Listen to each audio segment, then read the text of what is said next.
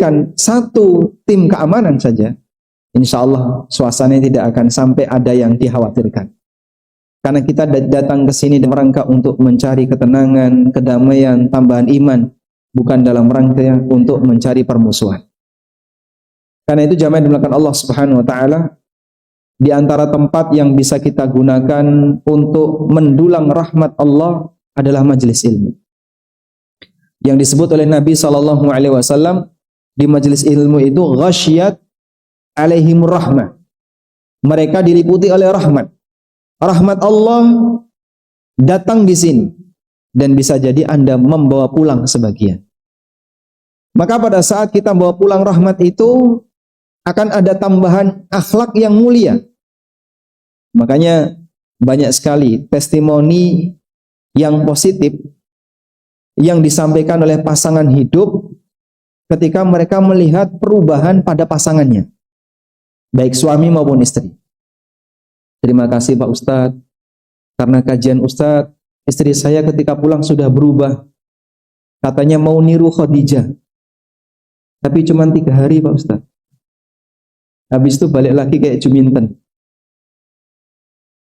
Ada juga para istri yang mereka merasa bahagia ketika suaminya ngaji. Pak Ustadz, dulu suami saya itu galaknya luar biasa. Salah dikit itu kalau nggak piring pecah ya panci pecah Pak Ustadz. Panci aja saya pecah Pak. Tapi sekarang sejak beliau itu rajin mengikuti pengajian, suasana hidup di rumah tangga kami makin rukun, suami saya makin sayang sama saya, dan seterusnya. Rahmat itu dibawa pulang. Ketika rahmat itu dibawa pulang akan menghiasi suasana kehidupan kita sampai di rumah tangga kita. Makanya kalau ada orang punya masalah psikologis, baik berkaitan dengan kepribadian dia, dengan keluarganya maupun masyarakatnya, undang dia, ajak duduk di pengajian. Kon ngrungokno sing bener. Selama isinya gojek dan guyonan, insya Allah dia pulang bawa rahmat. Karena di sini kita mencari ketenangan. Di sini kita mendapatkan rahmat dari Allah Subhanahu wa taala. Dan rahmat itu bekal orang bisa berkasih sayang kepada sesama. Sebagaimana yang Allah firmankan dalam Al-Qur'an, "Fabima rahmatim minallahi linta lahum. Walau kunta faddan ghalidhal qalbi lang faddu min haulik." Disebabkan karena rahmat yang Allah berikan kepada kamu, linta lahum, kamu bisa bersikap lemah lembut kepada mereka. Sehingga kita bisa bersikap nyaman dengan orang lain, lembut dengan suami, lembut dengan anak, lembut dengan istri, karena kita punya kasih sayang. Dan Allah Subhanahu wa taala memiliki 100 rahmat. Satu rahmat diturunkan di muka bumi dibagi untuk seluruh makhluk. Maka harimau tidak makan anaknya, singa tidak menerka sayang, itulah yang kemudian orang dan makhluk bisa mencintai yang lain, bisa menyayangi yang lain. Nah, kita perbanyak suasana seperti ini dengan cara rajin hadir di majelis ilmu agar kita sering mendapatkan ketenangan. Tapi sebaliknya, nyatanya Pak Ustadz, ada orang yang dia sudah belajar, namun kok nggak ada perubahan. Galaknya ya orang medun, utangnya ya orang hilang. Nek ketemu orang melengos dan tidak ada perubahan dalam akhlaknya. Kalaupun terjadi seperti ini anomali ya, pengecualian. Bisa jadi orang ini ketika hadir di pengajian, kenapa tadi? Tidur. Atau yang kedua, gedeng karo ustate. Sehingga dia datang itu dalam suasana benci sama narasumber. Dan mungkin saja itu terjadi. Tapi kenapa dia datang? Dia pengen nyari celah, barangkali ada bagian yang bisa dikritisi untuk narasumber ini. Dan mungkin saja itu terjadi. Maka dia datang dengan semangat permusuhan. Ketika dia datang dengan semangat permusuhan, bagaimana mungkin ilmu itu bisa bermanfaat pada dirinya? Dia akan menutup diri. Ini bukan ustadz yang saya suka. Tapi dia hadir Pak di situ. Sehingga bisa jadi ada orang yang hadir di sebuah majelis tapi niatnya beda. Sebagaimana di zaman Nabi SAW, orang yang hadir di majelis beliau itu kan berwarna-warni. Ada munafik, ada para sahabat yang imannya luar biasa. dengan niat yang beraneka ragam. Ada yang dia datang ingin nyari celah di mana sisi kelemahan Rasulullah sallallahu alaihi wasallam. Ada yang dia datang untuk antara mereka yang awalnya niatnya jahat, karena lama-lama mendengarkan seperti itu, akhirnya hatinya jadi lunak. Ada seorang sahabat yang bernama Jubair bin Mut'im. Siapa namanya? Jubair, bukan Jabir ya. Jubair bin Mut'im. Jubair bin Mut'im pada waktu beliau masih kafir, pernah hadir di Masjid Nabawi, lalu mendengar Rasulullah sallallahu alaihi wasallam membaca firman Allah. Am khuliqu min ghairi syai'in am humul khaliqun. Am khalaqus samawati wal ard bal la yuqinun. Ini ada di surat At-Tur. Apakah manusia itu tercipta tanpa ada yang menciptakan? Am humul khaliqun, ataukah mereka menciptakan dirinya sendiri? Manusia itu meletak ke waktu atau ada yang menciptakan? Am khalaqus samawati wal ard. Ataukah mereka bisa menciptakan? Mereka enggak yakin kalau Allah Subhanahu wa taala itu zat yang Maha Esa. Jubair bin Mut'im yang waktu itu masih kafir, memasang permusuhan kepada Nabi sallallahu alaihi wasallam, ketika mendengar ayat ini keluar dari bacaan Rasulullah sallallahu alaihi wasallam, beliau mengatakan, "Kadat qalbi ayyatira." Hampir saja jantungku copot. Hampir saja jantungku copot ketika mendengarkan kalimat. Dan dengan sebab itu dia langsung bersimpuh di hadapan Nabi sallallahu alaihi wasallam, "Asyhadu an la ilaha illallah wa annaka rasulullah." Aku bersaksi la ilaha illallah dan Anda adalah utusan Allah. Kalaupun Allah katakan dalam Al-Qur'an, andaikan Quran ini diturunkan oleh Allah di mana, Pak? Di gunung. Gunung jadi apa? Jadi debu. La ra'aitahu khashi'an mutasaddian min khasyatillah. Andaikan Al-Qur'an ini diturunkan karena dia takut kepada Allah Subhanahu wa taala. Mana sih, Pak, hati manusia dengan batu gunung, Pak? Lebih keras mana, Pak? Batu gunung pakai alat bor seperti di atas, Pak. Mungkin dia nggak tembus. Tapi hati manusia tidak lebih keras dibandingkan batu. Insya Allah mendengarkan dengan Allah. Bil ghadati wal ashi, baik di waktu pagi maupun di waktu sore. Yuriduna wajha, yang harapan besar mereka adalah melihat wajah Allah Ta'ala di surga. Wala ta'du aynaka anhum turidu zinatal hayatid dunya, dan jangan kau biarkan matamu, ya, jangan kau biarkan penglihatanmu memperhatikan orang-orang yang hanya cinta kepada dunia. Walana qalbahu an dzikraikan hatinya dari mengingat kami, wattaba hawahu, dan memberikan pelajaran kepada kaum bagaimana caranya agar hati ini tidak menyimpang. Bagaimana agar hati manusia itu tidak melakukan pelanggaran. Sebab yang namanya jasad itu melun apa? Ikut hati. Lalu bagaimana caranya agar ayat ini mengajarkan tentang itu. Nabi sallallahu alaihi wasallam diminta oleh Allah, wasbir nafsaka. Ajaklah jiwamu untuk bersabar. Artinya apa? Latih jiwamu untuk bersabar. Karena sabar itu berat. Dan kalau tidak dilatih, maka terkadang orang kesulitan untuk bisa memiliki sifat sabar. Nabi sallallahu alaihi wasallam mengatakan, wa may yatasabbar yusabbirhullah. Barang siapa yang latihan sabar, maka Allah akan jadikan dia sebagai penyabar. Sehingga sabar pripun bisa dilatih. Baik. Nabi sallallahu alaihi wasallam diperintahkan dalam ayat ini, wasbir nafsaka.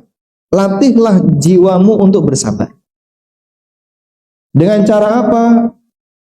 Bergabunglah kamu bersama orang-orang yang rajin beribadah kepada Allah. Sehingga ketika seorang muslim bisa jadi syahwatnya merajalela untuk memiliki dunia, yang dipikir mong dunyo tok. Cara untuk ngerim itu, Pak, mepet dengan orang yang hidupnya sehari-hari dengan akhirat. Orang yang terlalu bernafsu kepada dunia sehingga sehari-hari yang dia pikirkan hanyalah dunia. Gimana caranya biar rezekinya lancar, jodohnya lancar, karirnya naik, terus apa lagi? Selalu sehat, ora tahu loro, usianya, umurnya panjang. Dalam hatinya dia hanya selalu memikirkan urusan dunia. Untuk ngerem itu, mendekatlah kepada orang yang rajin beribadah dan melakukan ketaatan untuk akhirat. Itu akan bisa menurunkan semangatnya. Sebab ketika ini kebablasan, yang terjadi hanya orang itu jadi tertimpa dengan stres, gampang pusing, gampang punya masalah, karena yang dipikir mengurusan tuh dunia. Dan subhanallah, seperti itu terbukti. Ada salah satu di antara teman saya yang boleh cerita.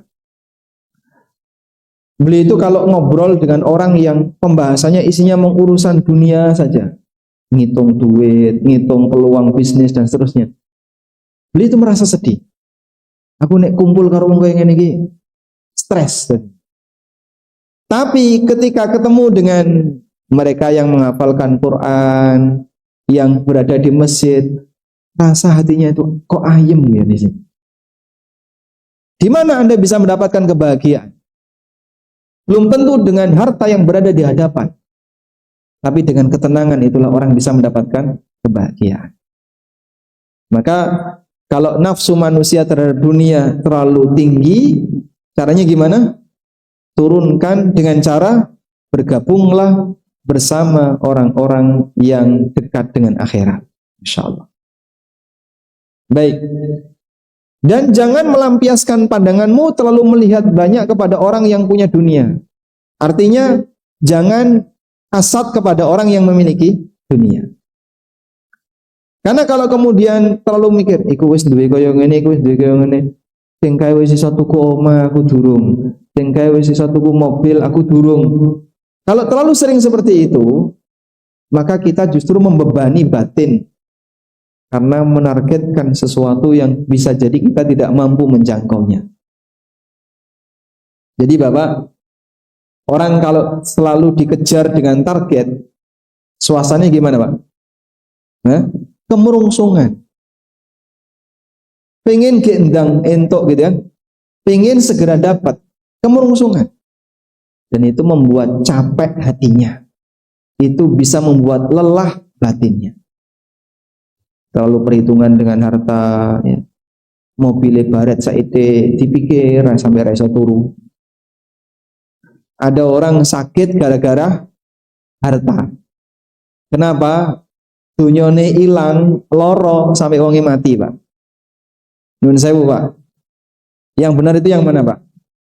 Manusia melayani harta atau harta melayani manusia? Sing benar sing pundi? Seharusnya kan harta melayani manusia. Tapi kenyataannya kebalik. Manusia yang melayani. Nah, nyun sewu. Ada orang punya mobil satu. Lalu dia nggak punya garasi ya. Dia nggak punya garasi.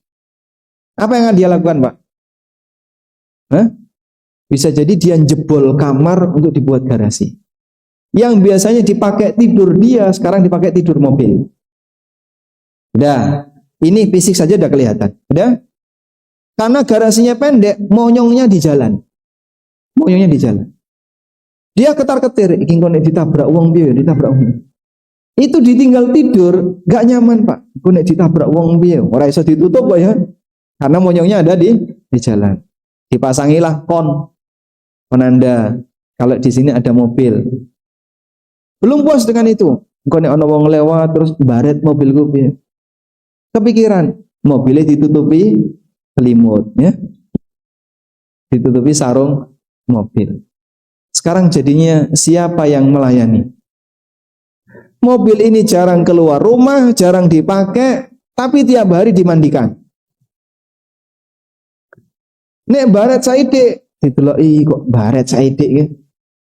Baret di sawang pripun, Pak? Hah? Tambah gede to nggih. Orang kalau punya 5 mobil, Pak, penyok satu dikit saja, kepikiran nggak dia? Kepikiran ya? Itulah contoh bahwa sebenarnya kita ini terlalu melayani dunia. Sehingga ada harta kita yang kurang sebagian, kita itu kepikiran. Ya. Ibu-ibu misalnya, Tupperware pecah siji, wah rasa turu. Padahal mau pecah siji. Tumpuan piring, tumpuan gelas, Tupperware kabeh gitu. Rano sing dibuka masih kardusan. Bojone nganggo diseneni. Karena kita terlalu melayani. Maka yang seperti ini sumber stres. Ada bagian harta kita yang hilang sedikit, kepikiran, bahkan bisa membuat orang sampai mati. Itu kan ada kasus ya di daerah Ngemplak. Kalau nggak Ngemplak ya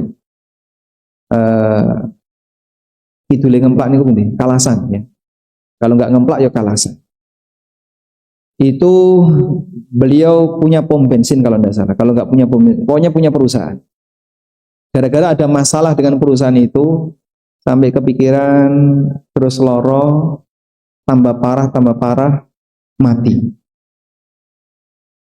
Nah, ini jadi pelajaran. Andaikan orang ini tidak punya itu, mungkin dia nggak kepikiran. Tapi ketika dia punya perusahaan, terus dia kepikiran dengan perusahaan itu, jadinya gimana? Kebebanan. Makanya yang terjadi adalah harta melayani, bukan manusia dilayani oleh harta, tapi harta dilayani oleh manusia. Baik. Sehingga bisa jadi kita justru tidak bahagia dengan harta yang kita punya. Ada orang duwe rekening, Pak. Di mana? Di bank A. Terus katanya sekarang banyak pembobolan rekening. Iku wis ra iso turu itu, Pak. Cek saldo bolak-balik. Nggih. Kemarin saja kasus BSI seperti kemarin, Pak. Yang kira-kira punya duit gede gimana, Pak? Hah? Kepikiran. Bolak-balik cek saldo, bisa ora duitku. Alhamdulillah, saya 5.000. Dia tidak mau ada bagian hartanya yang hilang. Apalagi ketika ada kasus-kasus yang terjadi di masyarakat.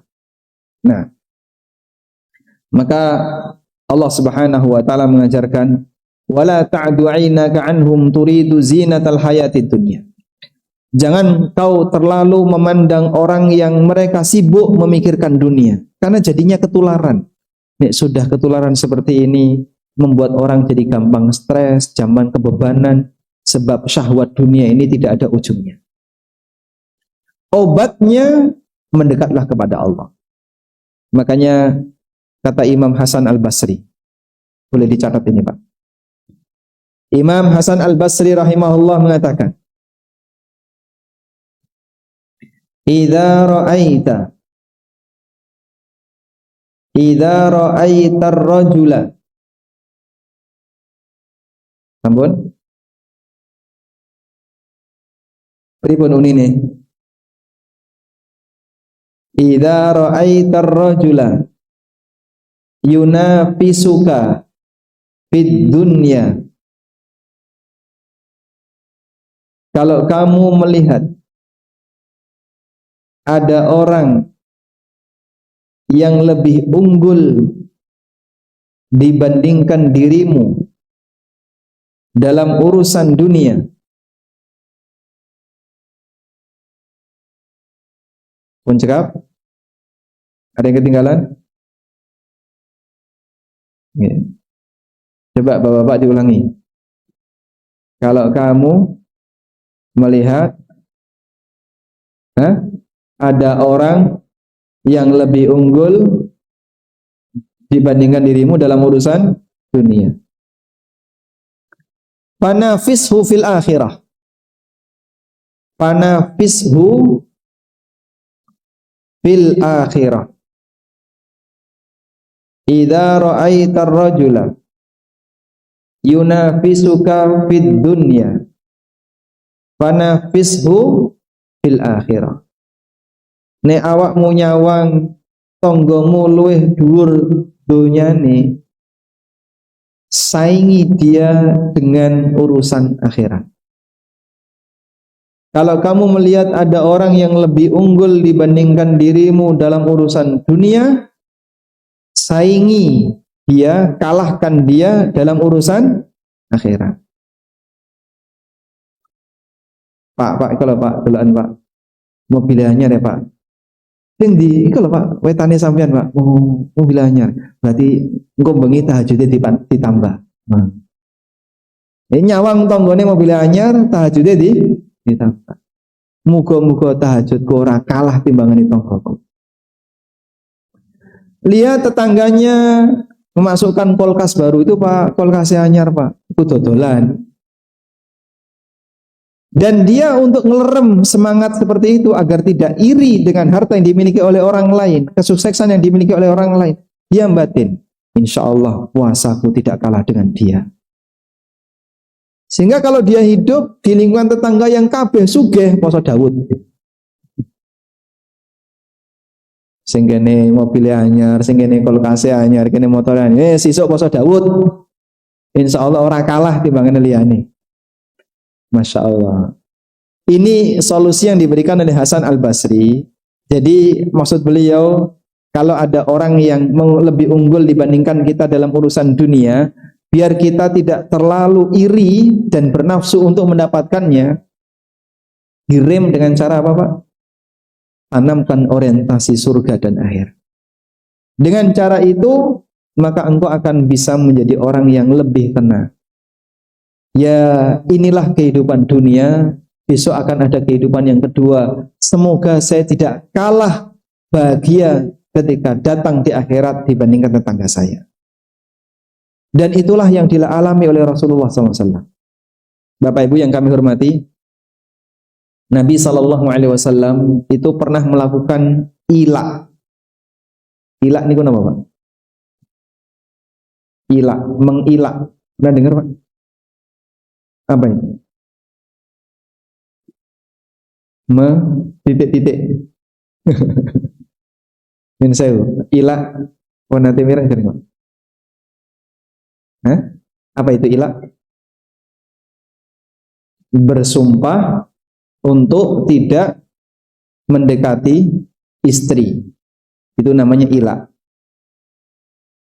Allah Ta'ala berfirman di surat Al-Baqarah, lilladzina yu'luna min azwajihim tarabbusu arba'ati ashhur fa in fa'u fa innallaha ghafurur rahim wa in azamut talaqa fa innallaha sami'un alim. Lilladzina yu'luna min azwajihim, bagi para suami yang mengilak istrinya. Tarabbusu arba'ati ashhur, maksimal itu hanya boleh selama 4 bulan. Jadi kalau ada suami yang sumpah, demi Allah, aku ora bakalan demek awakmu. Demi Allah, aku tidak akan nyentuh kamu. Tanpa batas waktu, maka maksimal 4 bulan. Nah, kalau kurang dari 4 bulan, kok suaminya mendekat ke istrinya, misalnya bersumpah demi Allah, aku tidak akan menyentuh kamu. Suami wis ra kuat. Besok mepet bojone. Maka begitu dia melakukan hubungan badan, nanti wajib bayar kafarah sumpah. Karena dia telah melakukan ilak. Dan ilak kalau kembali balik lagi ke istrinya, maka bayar apa? Kafarah sumpah. Baik, Rasulullah SAW mengilak istri beliau selama 1 bulan. Sehingga beliau sallallahu alaihi wasallam tidak tidur di rumah yang ada istrinya. Ada 9 rumah di sekitar Masjid Nabawi dan semuanya ada istri Rasulullah sallallahu alaihi wasallam. Akhirnya beliau tidur di mana? Beliau tidur di gubuk di sebuah kebun milik seorang sahabat. Nah, gubuk itu punya apa ya? Tempat tidur agak tinggi, itu namanya apa? Amben, ya. Punya amben agak tinggi. Disitulah Rasulullah SAW beristirahat.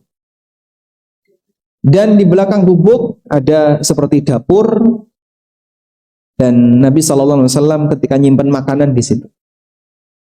Siang hari Umar bin Khattab radhiyallahu anhu masuk. Kemudian Nabi SAW terbangun dari tidur siang. Umar melihat ke arah dapur, gak ada apapun selain hanya sebuah mangkok yang berisi air putih. Lalu melihat Nabi SAW ketika terbangun, ngecap di punggung beliau bekas stiker yang dipakai untuk tidur. Nangis Umar. Melihat kondisi nabinya seperti ini, nangis Pak. Nggak tega. Orang yang paling beliau cintai, orang yang paling beliau muliakan, seperti ini hidupnya. Dalam posisi menjalani secara materi jauh di bawah kita Pak. Maka Nabi SAW bertanya, wa ma yubki, apa yang membuat kamu nangis wahai Umar?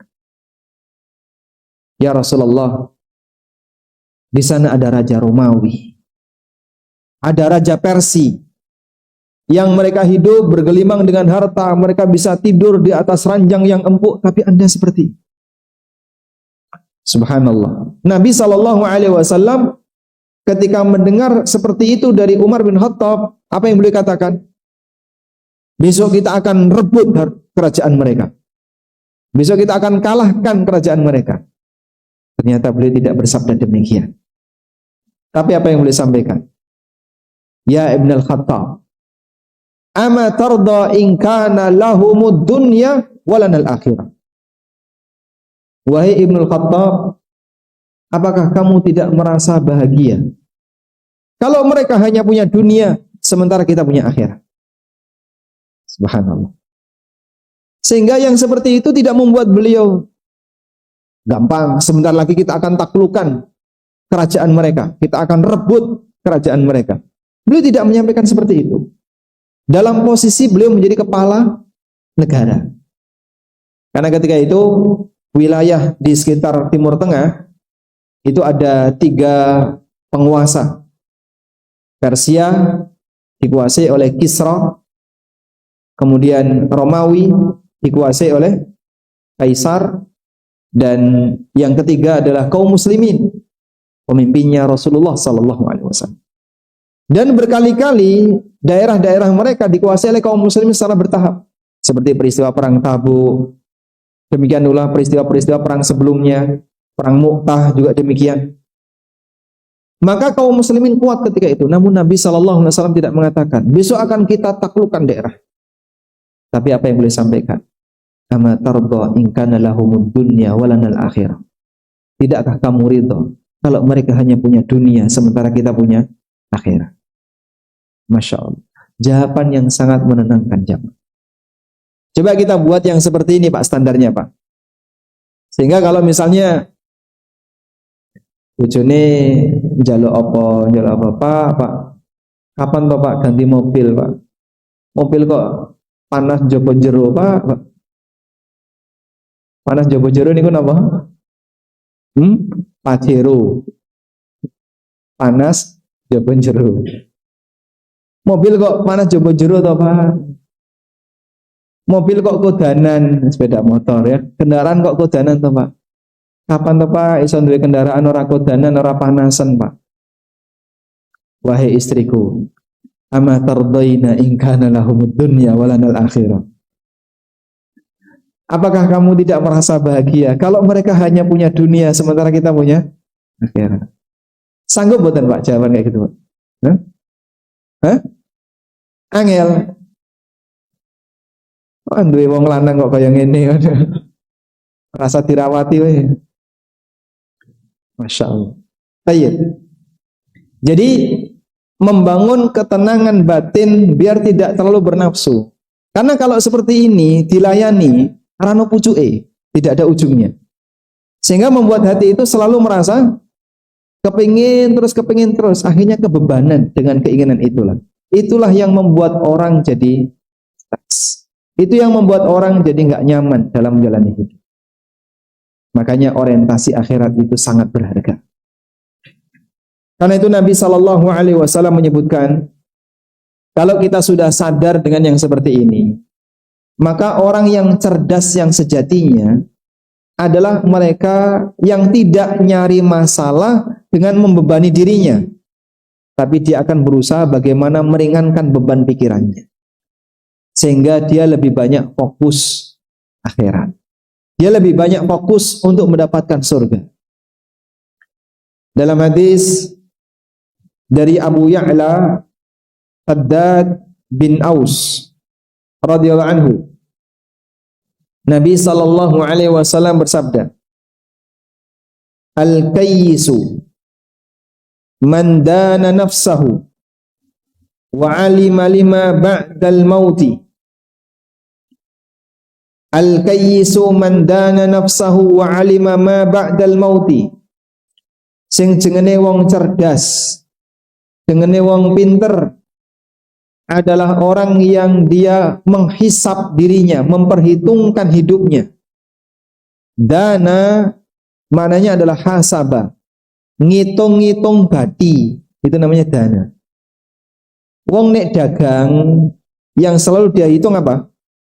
Kira-kira bati piro, gitu ya. Iki kira-kira bati piro ya. Aku nek kulak ning kene, kalau ning kene oh selisih 100 repes. Selisih 100 rupiah itu diperhitungkan. Karena kan kuantitasnya banyak. Itu wong dagang. Nabi SAW membuat gambaran seperti itu. Orang yang cerdas, dia akan memperhitungkan untung rugi pada dirinya.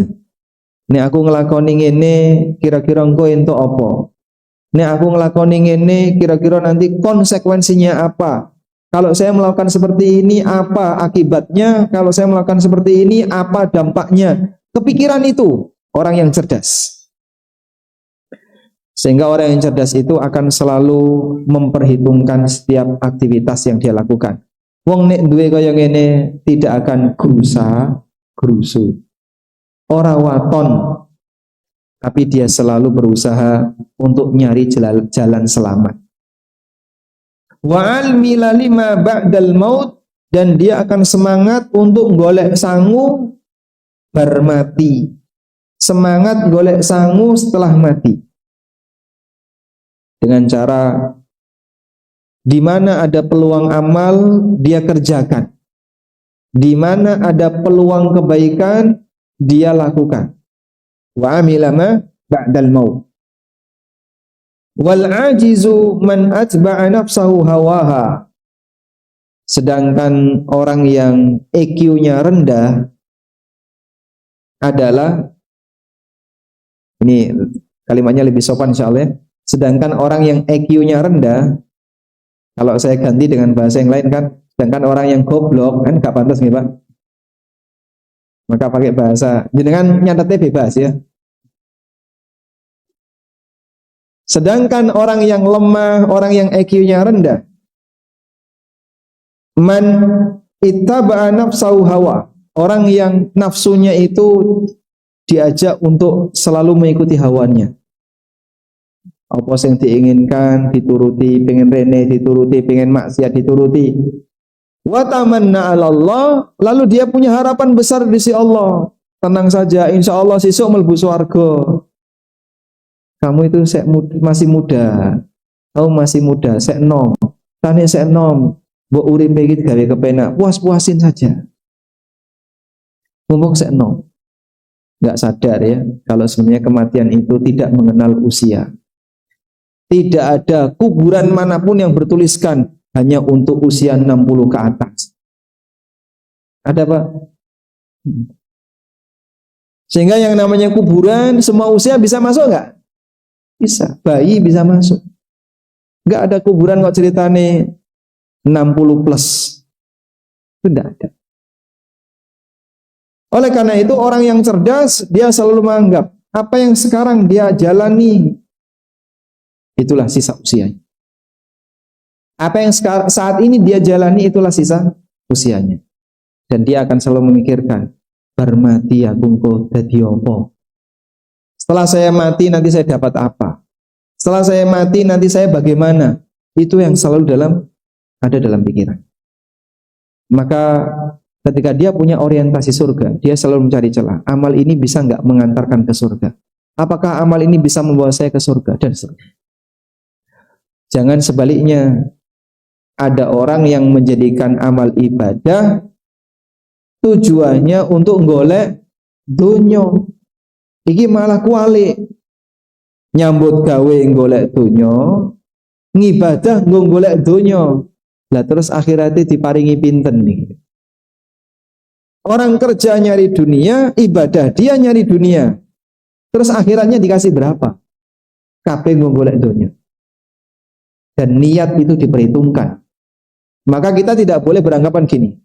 Kalau kita beribadah dengan tujuan mencari dunia, tetap akan dapat pahala di akhirat. Keliru sampean. Kalau dia ibadah, niatnya untuk dunia, nggak dapat pahala di akhirat. Man kana yuridul ajilata ajjalna lahu fiha ma nasya'u liman nurid.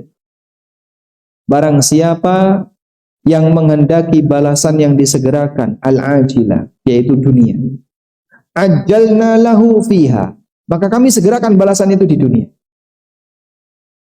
Liman nasya, bagi siapa saja yang kami kehendaki, sesuai dengan apa yang dikehendaki oleh Allah.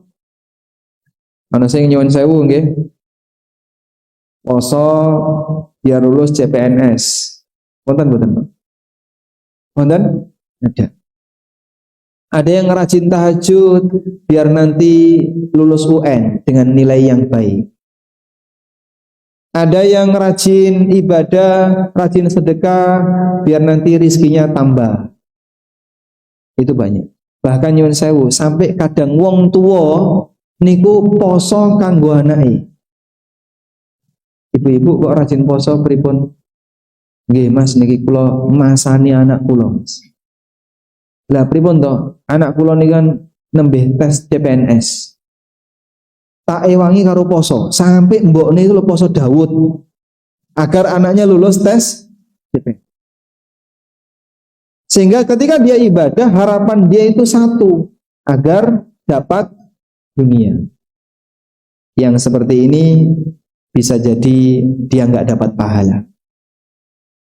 Orang yang beribadah tapi tujuannya untuk nyari dunia, bisa jadi dia tidak mendapatkan pahala. Makanya ibadah apapun, karena kesempatan kita ini terbatas, wis ibadah saite, kemudian itu pun nggak maksimal, masih banyak yang kurang. Sudah begitu niatnya salah, yang digoleki dunia. Mas, nek sampean pengen omah ndi sing dipengeni? Sing kaya ngene Pak, sing kaya sing tingkat. Nah, sampean nyerai omah niku, dah terus disentuh rumahnya. Baca apa? Surat Al-Baqarah. Ngadeg 2 jam. Sampean wocokno sholawat. Ping siji. Gandeng piro nih? Berarti 11.000 tak 11. Niku ngitunge mawon pun angel. Mocone luwih gampang timbangane ngitunge. Sampean waca sholawat ping 11.000 sak 11. Niku ngitunge nggo pripun? Yo nganggo counter nih kok. Cekrik. Allahumma sholli ala Muhammad, krik. Allahumma sholli ala Muhammad, krik. Kriknya kebanteran. Sehingga akhirnya dia membaca sholawat tujuannya untuk dapat rumah. Ada yang baca sholawat pengen dapat mobil, ada yang baca sholawat pengen dapat apa lagi? Pengen dapat ini, sampai jadi kaidah. Kamu kalau pengen mendapatkan sesuatu, tentu dia sholawatin. Kalau saya pengen istri gimana? Wah, itu bingung dia. Iya caranya ya. Nah, itu bingung dia. La haula wala quwata illa billah. Makanya teori ini salah. Sehingga Islam tidak pernah ngajarin kayak gitu. Kalau pengen ini sentuh, terus apa? Baca salawat. Ada orang belum nikah, dia tertarik sama itu. Ya sudah, kamu datang ke dia, disolawatin. Pripun carane kok? Hah? La haula wala quwata illa billah. Salah ya. Jadi yang benar kalau ibadah orientasinya apa? akhirat agar kita bisa mendapatkan sangu di akhirat. Wallahu taala alam. Niki dugi jam pinten? Sampun ya? Sudah ya. Baik, mungkin demikian yang bisa kita sampaikan sebagai pengantar. Semoga apa yang kita bahas ini bermanfaat. Wassallallahu ala nabiyyina Muhammadin wa ala alihi wa sahbihi wasallam.